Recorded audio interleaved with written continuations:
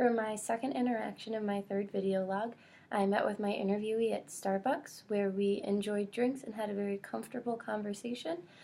Going into it, I was a little bit nervous to see how she would react to some of the questions, but it ended up going a lot better than the interaction before, and I had more of her attention and I was able to get more information and more feedback from her.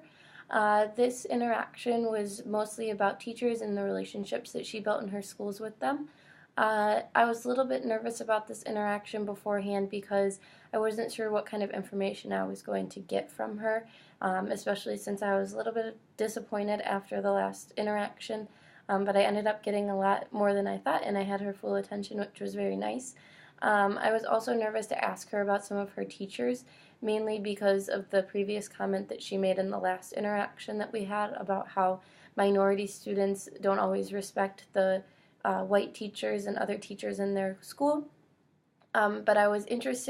very interested to see how she viewed some of her teachers after that conversation, if she had relationships with teachers that didn't always get the most respect. During the interaction, I felt pretty comfortable because I realized that we had many similar relationships throughout high school, which was reassuring. I noticed this when she was talking about how she had really good relationships with the teachers that were also her advisors and that played more of a role than just a classroom role with her. I also witnessed this when I was in high school because I always had better relationships with people that I would see more than just in the classroom, whether they were coaches or advisors of student council. I was also very intrigued before to see how she would respond to some of the questions, especially the ones about teacher competence, because I knew how she felt about some of the teachers from beforehand and I knew she felt very strongly about those. But it was interesting to see that she said that some of them were more competent than others based on subject area. And it was also interesting that she said that the subject areas that were more knowledgeable were the ones that are in higher demand. I thought this was odd because you would think that if they are desperate to hire someone, they would just hire anyone. They wouldn't look for the most knowledgeable, so it was good to hear that schools are looking at that. I was also interested to see how she would react to the questions that were about her competence and success, mainly because I knew that it might rub her the wrong way or see anything, but she said that the teachers were very positive and very rewarding towards her, but she said that it was mainly because she had higher credentials, which was very interesting to hear.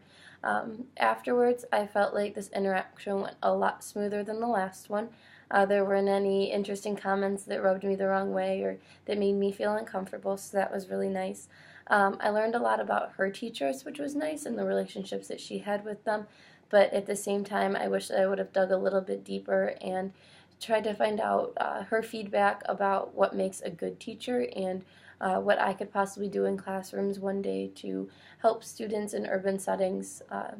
feel supported and feel successful.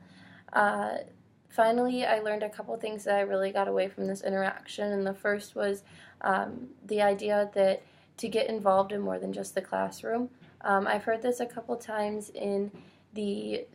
panels that we've had with teachers that are in the classroom, so the in-service teachers, and how they think it's important to go grocery shopping in the same grocery stores that your students do and to go to their basketball games and to be advisors and to be coaches and work after school programs. The other thing I took away was to be positive and rewarding because students will take that with them and they'll remember that it's important to